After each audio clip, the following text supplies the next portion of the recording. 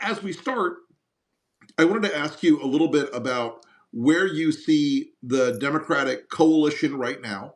There have been a lot of articles, bemoaning its fate and wailing and tearing of garments, including the Daniel Shore piece in Vox that a lot of people are talking about today. Where do you see the Democratic coalition, and what should the Democratic Party be doing to reassemble and make it a more cohesive, combat functional political party again?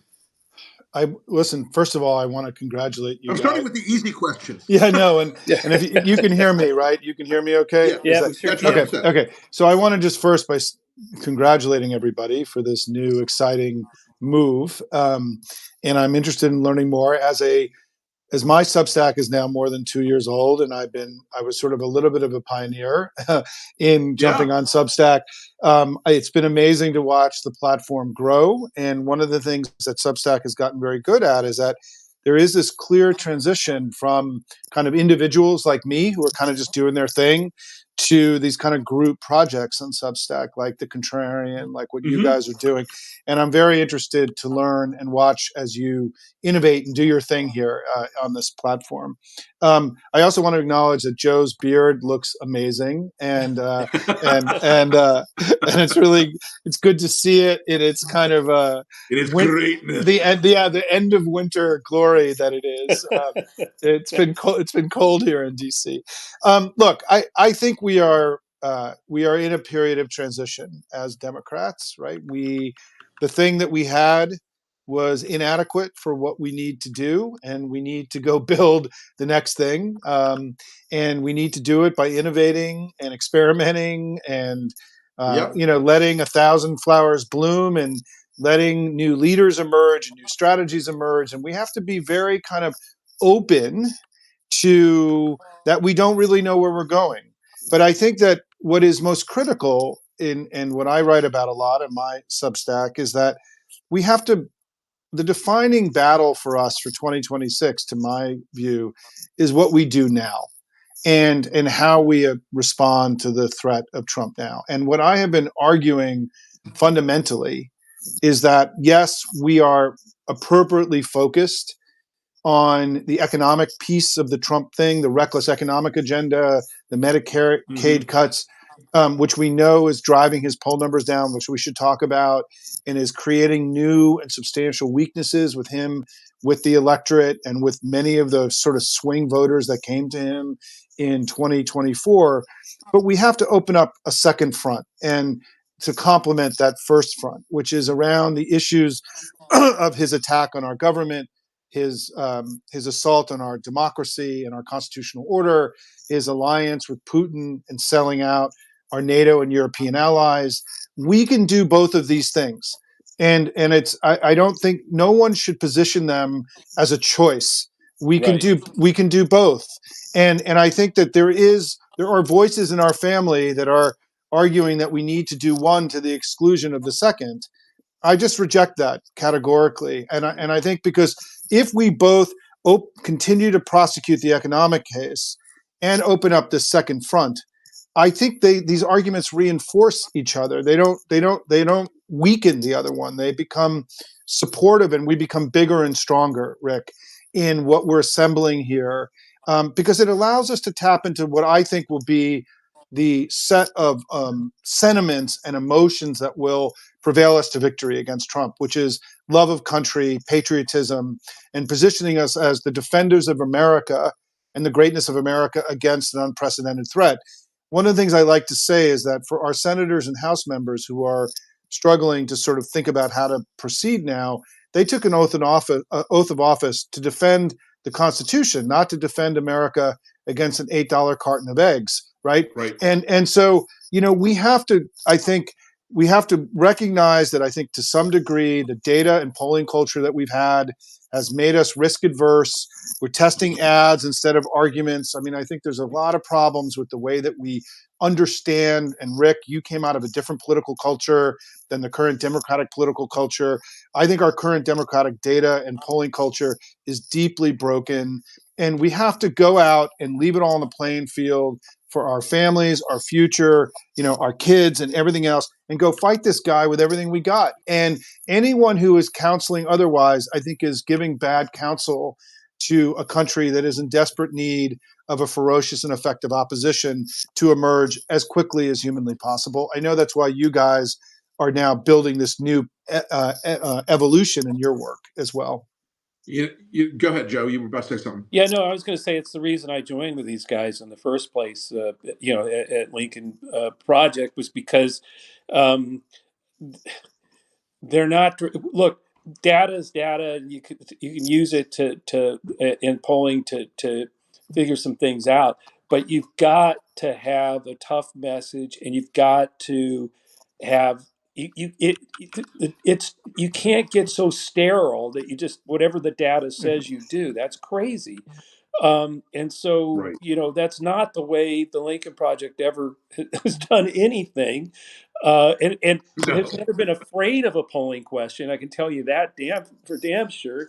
And it's the same thing now in terms of what you've been doing on Substack with Hopium. We got to create communities that are ready to fight, that have the tools to fight, that have the encouragement that they're not all alone, that we can do this together, and do the three things we can do all at one time. And it's there isn't this either or that keeps. And Right. by the way, polling drives the either or equation of our politics too, because it's so it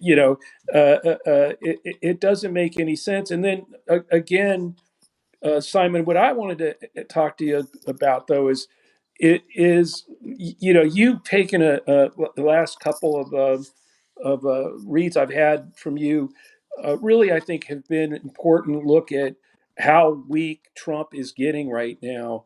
When you throw out the red wave polls and all that stuff, but so Right. what's your That what's is a your really take good. Yeah, on this? I mean, I think that going back to data for a minute, I think that Trump's decline is incredible, actually, right? Like, I know that it's not cool and hip in the national discourse to do anything other than attribute, brilliance to Trump and a great strategist, and he's strong and he's doing these miraculous things all the time. And that's sort of the current media narrative, right? Which is that he's this powerful leader working aggressively. But the truth is that his numbers have come way down very Right. rapidly. Let's just go through it, quickly, right? Number Could you? Yeah, one, I think that's. I yeah, think it's valuable for folks to yeah. understand that this isn't some sort of magical, um, bullshit. Rick, we talk about it at Hopium as we're pulling the curtain back from the wizard, right? That our job is to remind people that he's not the big wizard, he's the old pathetic man behind the curtain, and that what's happened so far in his polling has been dramatic. And I think it's because 538 doesn't really exist anymore. I think the traditional ways that we would look at these broader trends haven't really reemerged yet, right? In the way that we do our analysis, what you're getting is kind of one-off polls and media writing about their own polls. But there's a clear set of things that we've learned. Number one is that he's dropped an approval rating by between 8 and 10 points since inauguration, Mm-hmm. depending on the poll. He is now regularly polling his disapproval is in the low to mid 50s regularly, his disapproval. Mm-hmm. Because part of what's happened, if you give me a little bit of time here, Sure. Sure. is that basically there's no longer anybody who's undecided about him. So Right. his approval rating is a little bit higher than it was 8 years ago, but his disapproval is much higher than it Right. was 8 years ago, because basically there's no one who doesn't have an opinion anymore, right? And so about him. And so there's high levels of polarization. But what you're seeing is decline, very rapid and steady decline in his job approval. He, in the CNN poll that came out last week, he was at 54% disapproval. When Biden got out of the presidential race, Biden was at 55% disapproval, right? Mm-hmm. And so you're already seeing kind of really dangerous levels of disapproval based on recent political history. But the second thing that I think is the most important is that the perception of him, and I wrote an entire piece about this today at Hopium, the perception that that what Trump meant to many people was He was successful. He made money. And if you supported him, you also would be successful and you could make money because he had been a successful businessman. He was a winner and he had winners like Elon Musk around him. And I think that part of Mm-hmm. the late breaking vote for him that happened with Hispanics and young men in particular was coming out of COVID, two groups that had been really devastated by COVID. Trump just looked like a guy who meant that they would have a better life, right? That they would be able to make more money. Well, all of that positioning, which has been central, the most important attribute of his brand going back to 2015, has evaporated. And he's now has the most negative job approval in the economy that he's ever had. He's now minus 10, minus 11 in a bunch of these polls. On tariffs, he's minus 22 in the I'm forgetting which poll came out last week, had him at minus 22. And now there is I this think that was Ipsos that had him at yeah, yeah. 22 under. Yeah. So he was on all these economic measures. He's in a deeply degraded place from where he ever was in his first term.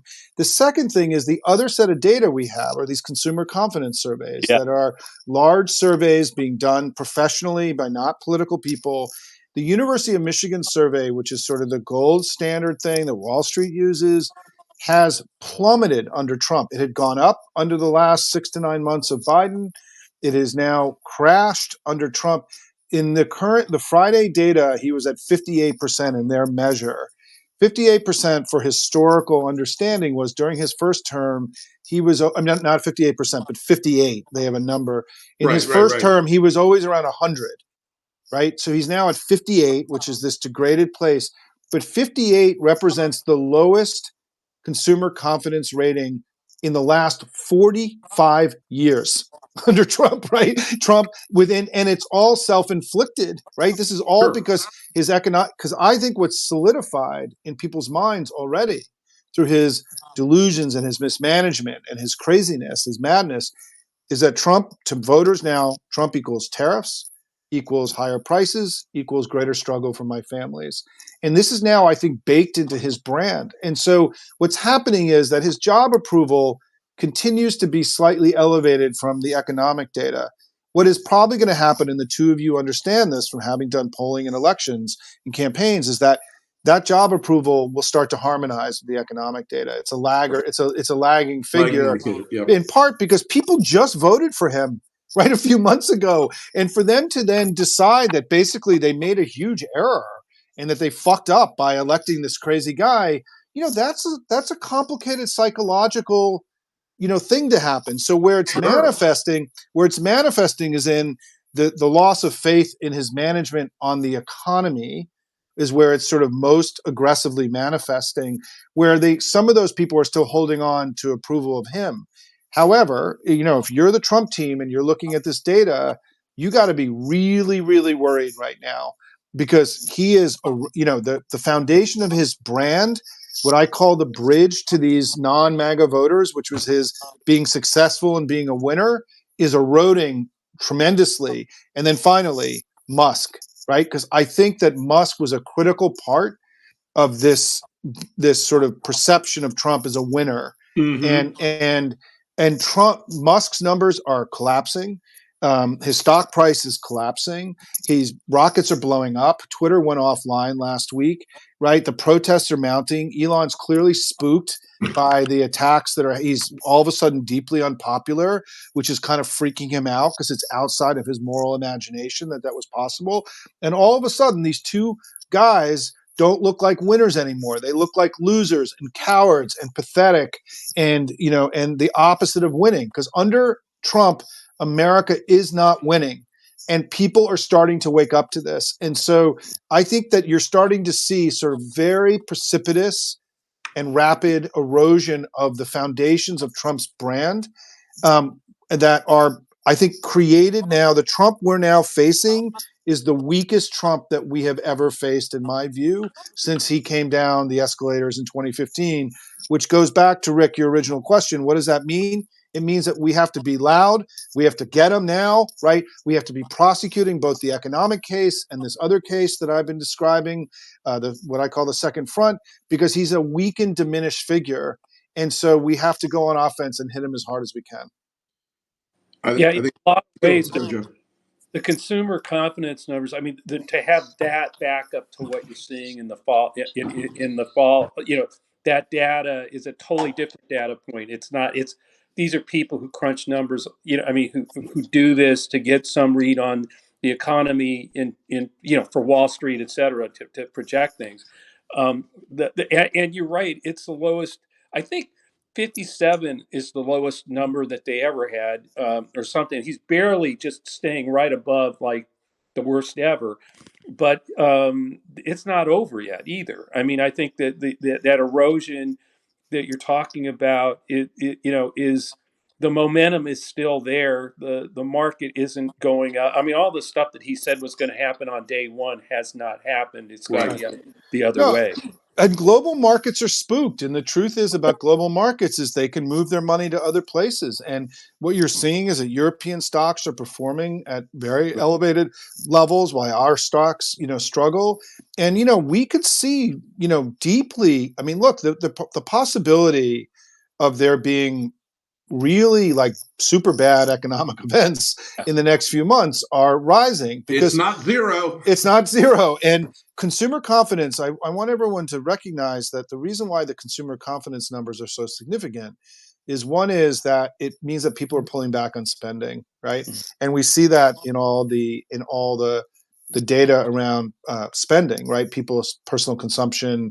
And so people are pulling back from spending, which is helping slow the economy down, right? The other data, Joe, that was in my post today that I wrote was, and I mentioned this today, that it's possibly the most shocking graph or chart that I have seen since I've been in politics, which is that there is the Atlanta Fed has a what they call a nowcast for GDP, Yep. which is they take all the inputs that go into the GDP and they use what's available at this moment to forecast what the GDP will be. And in this case, it will be about a month when we get the final reading.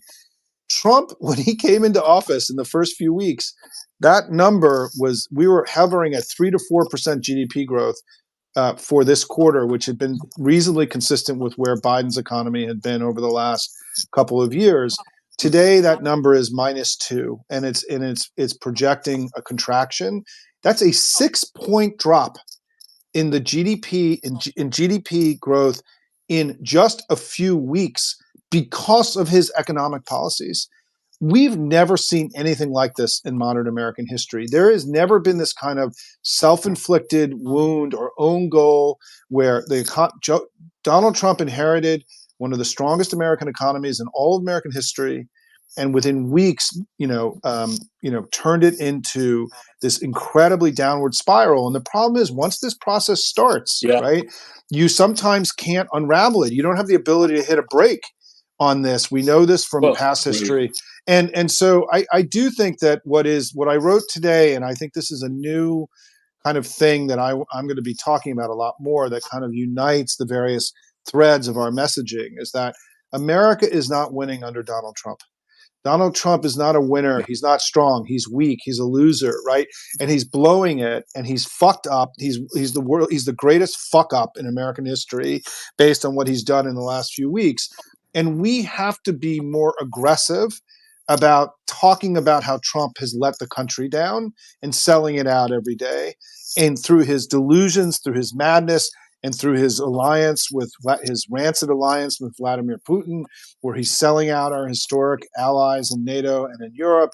And I think that we have to have greater confidence as Democrats that to just go in here, right? Just to go into this place that I'm talking about today.